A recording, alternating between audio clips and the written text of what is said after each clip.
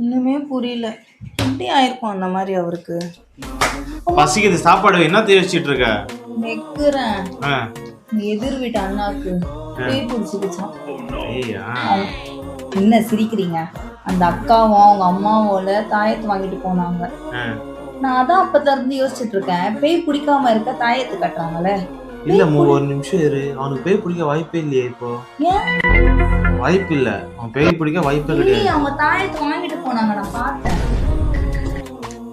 எப்படி இருக்கும்? நீங்க ஏன் இவ்வளவு யோசிக்கிறீங்க? 4 வருஷத்துக்கு முன்னாடி பிடிச்ச பேய்க்கு இப்ப எதுக்கு தாயத்து வாங்குறாங்க அவங்க? புரியல. நீ என்ன கேட்ட கேள்வி கேளு.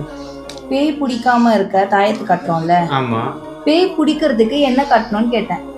தாலியை கட்டணும், தாலியை கட்டணும். அது கூட உனக்கு தெரியாதா? அவனுக்கு கல்யாணம் 4 வருஷம் ஆகுது. அப்போ பிடிச்ச பேய்க்கு இப்ப எதுக்கு தாயத்துக்கு வாங்குறாங்க அவங்க?